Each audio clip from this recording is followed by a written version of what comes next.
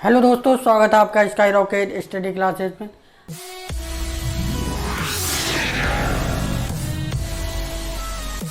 यहाँ पर टाइप 1 का पहला क्वेश्चन है, चीनी का दाम 25% बढ़ जाने पर उसकी खपत में कितनी प्रतिशत की कमी करें कि उसका खर्च उतना ही रहे। तो यहाँ पर इस फॉर्मूले से हल करेंगे, मूल्य गुणा खपत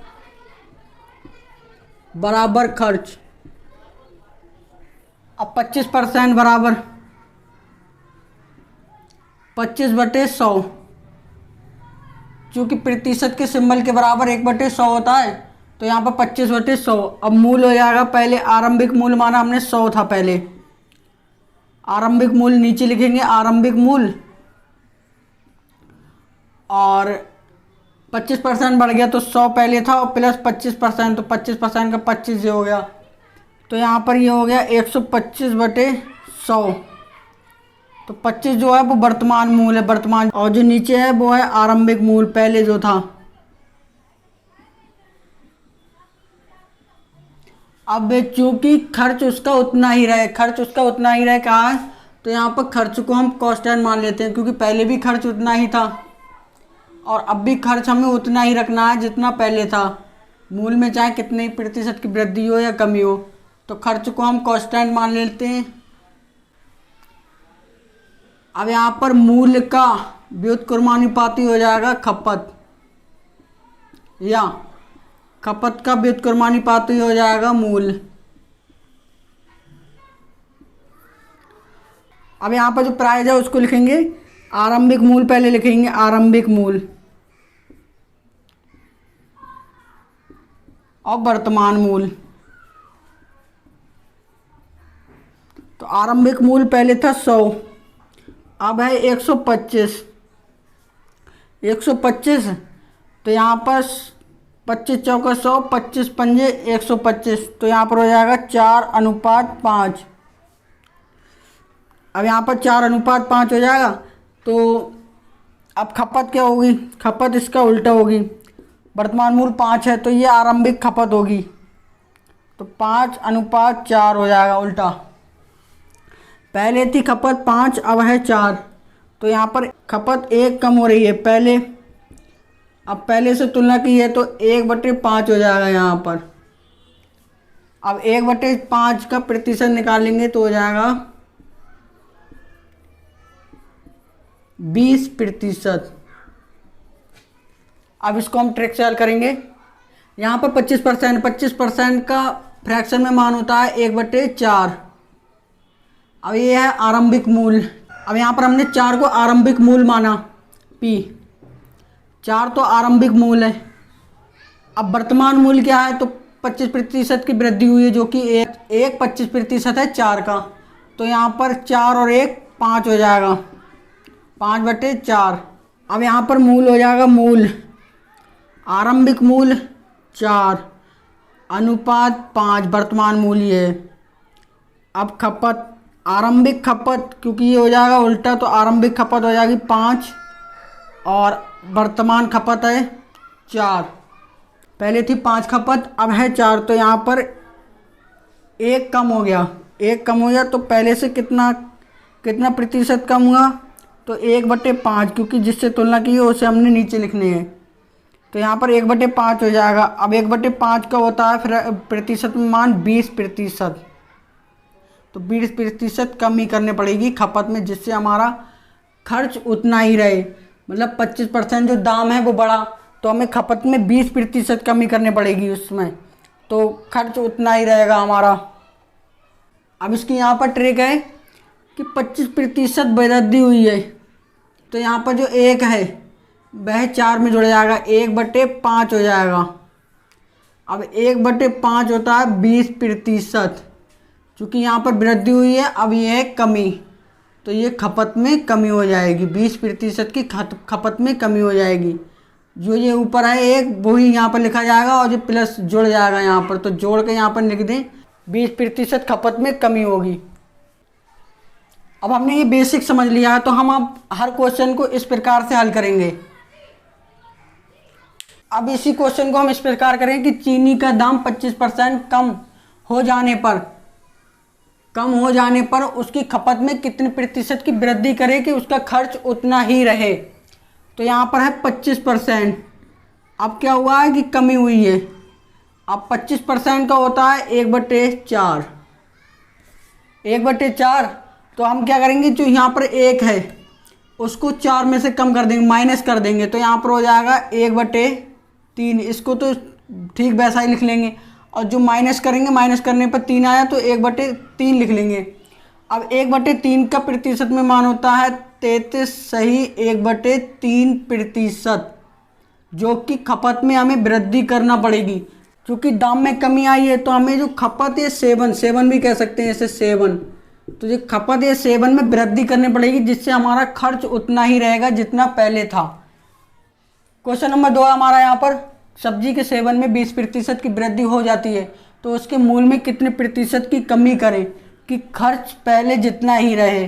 तो खर्च पहले जितना ही रहे तो 7 है, 7 हुआ यहाँ पर 7, 20% बढ़ा है, 20%। अब 20% का फ्रैक्शन में मान होता है 1/5। अब यहाँ पर क्या हुआ, वृद्धि, तो यहाँ पर क्या हुआ, प्लस। अब जो मूल है उसमें कितनी कमी हुई है, तो यहाँ पर प्लस होकर तो 1/6।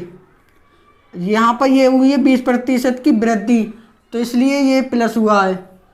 अब एक यहाँ पर 1 लिख लिया, अब ये प्लस हो गया तो 1/6 हो गया।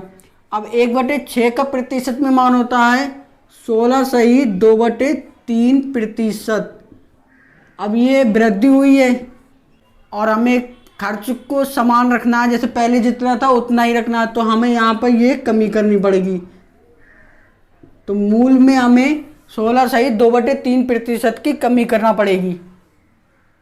अब इसी क्वेश्चन को हम कर दें कि ये वृद्धि की जगह कमी और कमी की जगह वृद्धि, कि सब्जी के सेवन में 20% की कमी हो जाती है तो उसके मूल में कितने प्रतिशत की वृद्धि करें कि खर्च पहले जितना ही रहे। तो यहाँ पर 7 हुआ है 20%, 1/5। अब कमी हुई है तो यहाँ पर ये जो 1 है वही माइनस होगा, माइनस होगा तो यहाँ पर 1/4 आ जाएगा।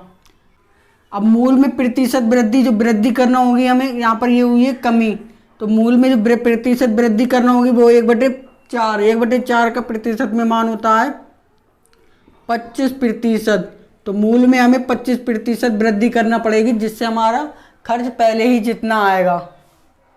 तो जितना पहले खर्च था उतना ही अब खर्च रखने के लिए हमें मूल में 25% की वृद्धि करना पड़ेगी।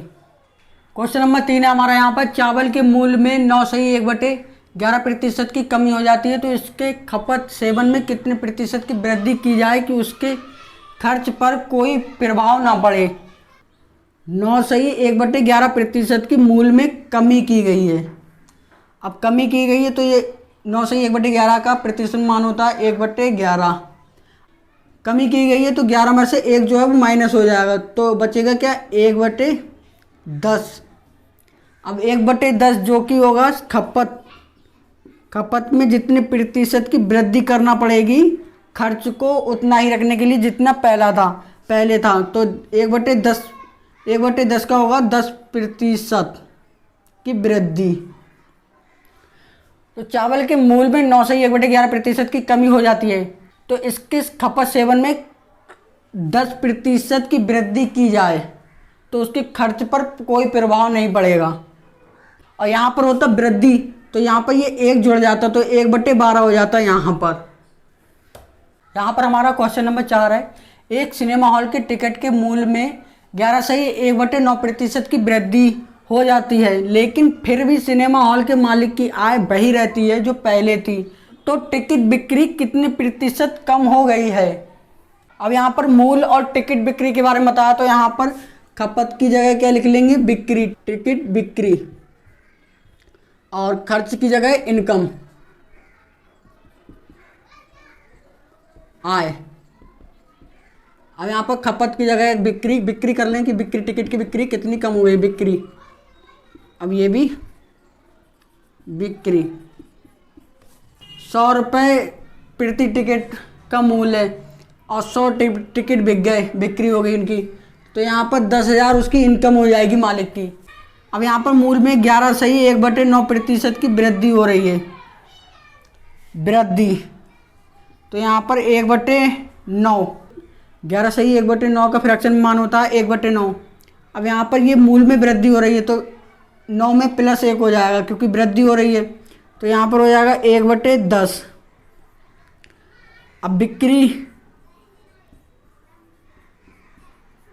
में बिक्री कितनी प्रतिशत कम होगी तो 1/10 आ जाएगा, इसका 10%। टिकट का मूल्य 11 सही 1/9% बढ़ जाने पर टिकट पहले से 10% कम बिक रहे हैं, जिससे उस सिनेमा हॉल के मालिक की आय वही है जो पहले थी। अब हमारा टाइप 2 का पहला क्वेश्चन है, चीनी की कीमत में 20% की वृद्धि हो जाती है यदि कोई व्यक्ति पहले 42 किलोग्राम चीनी खरीदता था तो अब वह कितनी किलोग्राम चीनी खरीदे कि उसके खर्च पर कोई प्रभाव ना पड़े। पहले वह 42 किलो चीनी खरीदता था और लेकिन अब 20% उसका मूल्य बढ़ गया, लेकिन उसे खर्च अपना वही रखना है जो पहले था, तो अब वह कितने किलोग्राम चीनी खरीदेगा। तो यहाँ पर है 20%, 20% बराबर 20% का फ्रैक्शन में मान होता है 1/5, जो कि 6/5 हो जाएगा प्लस करने पर। यहाँ पर 5 में 1 जोड़ देंगे प्लस, तो हो जाएगा 6। पहले का मूल्य था 5, अब का मूल्य है 6, तो यहाँ पर मूल्य आरंभिक मूल्य 5 और अब का 6। अब खपत इसकी विपरीत हो जाएगी क्योंकि खर्च हमें उतना ही रखना है, 6:5। अब पहले वह चीनी खरीदता था 42 किलोग्राम, 6 बराबर 42, तो 6 सत्तो 42, 1 बराबर 7, तो 5 बराबर 7 पंजे 35। तो अब वह 35 किलोग्राम चीनी खरीदेगा, खर्च अपना उतना ही रखने के लिए जितना पहले था। जब कीमत कम थी तो 42 किलोग्राम जितने में खरीदता था, जितने रुपए में, उतनी वह कीमत बढ़ने पर 35 किलोग्राम अब खरीद रहा है अपना खर्च बराबर रखने के लिए। अब इसी क्वेश्चन को हम इस तरीके से करें अगर कि चीनी की कीमत में 20% की कमी, वृद्धि की जगह कमी हो जाती है यदि कोई व्यक्ति पहले 42 किलोग्राम चीनी खरीदता था तो अब वह कितनी किलोग्राम चीनी खरीदे कि उसका खर्च पर कोई प्रभाव ना पड़े। तो कमी हुई है मूल्य में, तो अब चीनी ज़्यादा खरीदेगा, पहले 42 किलोग्राम खरीदता था, मूल्य में अब कमी हो गई, कम सस्ती मिलने लगी, तो अब 42 किलोग्राम से ज़्यादा खरीदेगा। अब देखो कितना आता है मान इसका, यहाँ पर है पहले हुआ था वृद्धि, अब यहाँ पर कैसे कर लेंगे कमी। अब इसमें क्या करेंगे कि 5 - 1, यहाँ पर 4 आ जाएगा, 5 - 1 4/5 आ जाएगा। तो पहले मूल्य था 5, अब मूल्य है 4 क्योंकि मूल्य में कमी आ गई है, पहले 5 था अब 4 है। तो जो खपत है या सेवन है वह हो जाएगा 4:5। तो पहले था 42 किलोग्राम खरीदता था वह, 4 बराबर 42 किलोग्राम, तो 1 बराबर 10.5 kg। अब 5 बराबर 10.5 गुणा 5, 5 × 25 और 5 × 10 = 50, तो 52 किलोग्राम, 52.5 किलोग्राम। तो वह अब 52.5 kg 52.5 किलोग्राम चीनी खरीदेगा क्योंकि मूल्य में 20% की कमी आई है। तो जब मूल्य में 1% की कमी आई तो पहले वह 42 किलोग्राम खरीदता था, अब मूल्य में कमी हो गई, सस्ती हो गई चीनी, तो अब वह 52.5 किलोग्राम खरीद रहा है। टाइप 2 का क्वेश्चन नंबर 2 हमारा, चीनी के मूल्य में 33 सही 1/3% की कमी हो जाती है। पहले वह चीनी 120 किलोग्राम खरीदता था अब वह कितनी किलोग्राम चीनी खरीदे कि उसका खर्च पहले ही जितना रहे। तो हमारा है 33 सही, 1/3% की क्या हो जाता है, मूल्य में कमी आ जाती है। अब 33 सही 1/3% का मान होता है मूल्य में कमी आ जाती है। 33 सही 1/3% का मान होता है 1/3। अब कमी आ जाती है तो 3 में से 1 घटेगा यहाँ पर, तो 2/3 हो जाएगा। अब यहाँ पर मूल्य बराबर आरंभिक मूल्य जो कि 3 है, 3 और वर्तमान मूल्य जो कि 2 है, मूल्य में कमी हुई है तो 2 हो गया। अब चूँकि पहले ही जितना खर्च रहे तो खपत क्या होगा, विपरीत हो जाएगी इसकी, 2:3 हो जाएगा। अब पहले खपत थी 120 किलोग्राम खरीदता था भाई, 120 किलोग्राम खरीदता था। अब मूल्य में हो गई कमी तो ज़्यादा खरीदेगा पहले से, तो 2 बराबर 120 किलोग्राम, तो 1 बराबर 60 किलोग्राम और 3 बराबर 180 किलोग्राम। तो यहाँ पर 180 किलोग्राम आंसर हो जाएगा हमारा। तो अब वह 180 किलोग्राम चीनी खरीदेगा, जिससे उसका खर्च पहले ही जितना ही रहेगा। अब यही क्वेश्चन इस प्रकार होता कि 33 सही चीनी के मूल्य में 33 सही 1/3% की वृद्धि, यहाँ पर वृद्धि कर लेते, वृद्धि हो जाती है। पहले वह चीनी 120 किलोग्राम खरीदता था, अब वह कितने किलोग्राम चीनी खरीदेगा कि उसका खर्च पहले ही जितना रहे। अब चूंकि हो रही वृद्धि तो यहाँ पर 33 सही 1/3 मूल्य में क्या हो रही, वृद्धि, प्रतिशत वृद्धि हो रही, तो यहाँ पर वृद्धि कर लेंगे। 33 सही 1/3 का होता है मान 1/3। अब वृद्धि हो रही तो 3 में 1 जोड़ लेंगे तो यहाँ पर हो जाएगा 4/3। अब 4/3 हो जाएगा तो मूल है, आरंभिक मूल पहले था 3, अब है 4। अब तो व्यय, तो खपत हो जाएगी, खपत 4:3, क्योंकि खर्च हमें बराबर उतना ही रखना है। मूल में वृद्धि होने से पहले वह 120 किलोग्राम खरीदता था, 120 किलोग्राम, 4 बराबर 120 किलोग्राम, तो 1 बराबर 30 किलोग्राम और 3 बराबर 90 किलोग्राम। तो मूल में वृद्धि होने से पहले वह 120 किलोग्राम खरीदता था, अब मूल में हो गई वृद्धि तो अब सिर्फ वह उतने ही पैसों में 90 किलोग्राम खरीदेगा, जिससे उसका खर्च वही रहेगा जो पहले था। अब हमारा यहाँ पर टाइप 3 का क्वेश्चन नंबर 1 है, चीनी की कीमत में 10% की कमी हो जाती है तो वह व्यक्ति अब 4 किलोग्राम चीनी अधिक खरीदता है, लेकिन उसके खर्च पर कोई प्रभाव नहीं पड़ता है, तो आरंभ में वह व्यक्ति कितनी किलोग्राम चीनी खरीदता था। अब यहाँ पर है 10% चीनी की 10% की कमी आई है चीनी के मूल्य में। 10% का होता है 1/10, फ्रैक्शन मान 10% का 1/10 होता है। अब कमी आई है तो 10 में से 1 घटेगा तो यहाँ पर 9/10 आ जाएगा। तो मूल हो गया हमारा, आरंभिक मूल्य पहले था 10 और 10% कम हो गया तो बचा 9। अब यहाँ पर खपत चूँकि खर्च पर कोई प्रभाव नहीं पड़ेगा तो यहाँ पर खपत जो है मूल्य की विपरीत हो जाएगी, 9:10।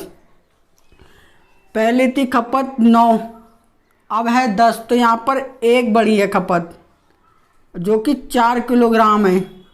कीमत में 10% की कमी होने पर वह 4 किलोग्राम अधिक खरीद रहा है। तो यहाँ पर पहले वह 9 और 10, तो 9-10 में जो डिफरेंस होगा, अंतर होगा, वही जो वह अधिक खरीद रहा है वही मान होगा उसका। 4 किलोग्राम वह खरीद रहा है अधिक पहले से। तो पहले खरीदता था 9 गुणा 4, 9 चौक 36। अब यहाँ पर है और अब खरीद रहा है 10 गुणा 4 बराबर 40 किलोग्राम। तो आरंभ में वह व्यक्ति कितने किलोग्राम चीनी खरीदता था, तो 36 किलोग्राम हमारा आंसर होगा। अगर यहाँ पर क्वेश्चन होता है कि वर्तमान में वह चीनी कितने किलोग्राम खरीद रहा है तो हमारा होता है 40 किलोग्राम आंसर। और यहाँ पर पूछा है कि आरंभ में कितना खरीदता है। अब यही क्वेश्चन इस प्रकार होता कि चीनी की कीमत में 10% की वृद्धि, वृद्धि हो जाती है तो वह व्यक्ति अब 4 किलोग्राम कम खरीदता, क्योंकि हमें खर्च उतना ही रखना है, तो वृद्धि हो गई मूल में तो कम खरीदेगा अब। तो यहाँ पर हम कम लिखेंगे, कम खरीदता है 4 किलोग्राम, लेकिन उसके खर्च पर कोई प्रभाव नहीं पड़ता है, क्योंकि अब कम खरीद रहा है, क्योंकि पहले मूल में वृद्धि होने पर वह पहले से कम खरीद रहा है चीनी। तो यहाँ पर उसकी आय पर कोई खर्च, तो उसकी आय पर कोई प्रभाव नहीं पड़ेगा। तो आरंभ में वह व्यक्ति कितने किलोग्राम चीनी खरीदता था। तो यहाँ पर है मूल में वृद्धि हो गई है, तो वृद्धि हो गई यहाँ पर। अब यहाँ पर है 10, 1/10, 10% का होता है 1/10। तो यहाँ पर 1 और प्लस 10 प्लस 1 तो 11 हो जाएगा यहाँ पर 11/10। अब मूल हो जाएगा आरंभिक मूल 10 और अब का मूल 11, क्योंकि मूल में वृद्धि हुई है 10% की, तो यहाँ पर 11 आ जाएगा। अब है खपत मूल का विपरीत होगा अगर आय सेम रहे तब, तो 11:10 हो जाएगा। अब क्या हुआ कि पहले से वह 4 किलोग्राम कम खरीद रहा है, पहले 11 खरीदता था अब 10 खरीद रहा है, तो यहाँ पर डिफरेंस है 1 का, जो कि है 4 किलोग्राम के बराबर। अब 11 चौक 44 किलोग्राम और 10 चौक 40 किलोग्राम। तो आरंभ में वह 44 किलोग्राम चीनी खरीदता था, ये हमारा आंसर होगा 44 किलोग्राम। अब टाइप 4 का पहला क्वेश्चन है, एक वस्तु का मूल 3 रुपये प्रति किलोग्राम से बढ़कर 4 रुपये प्रति किलोग्राम हो जाता है, फिर भी उस व्यक्ति के खर्च पर कोई प्रभाव नहीं पड़ता है, तब उस व्यक्ति ने उस वस्तु की खपत कितनी प्रतिशत कम कर दी है। किसी वस्तु का मूल 3 रुपये से बढ़कर 4 रुपये हो गया है, तो यहाँ पर है मूल, आरंभिक मूल 3, अब है वर्तमान मूल है 4। अब खर्च पर कोई प्रभाव नहीं पड़ा, तो खर्च पर कोई प्रभाव नहीं पड़ा तो खपत क्या है, मूल्य की विपरीत हो जाएगी 4:3।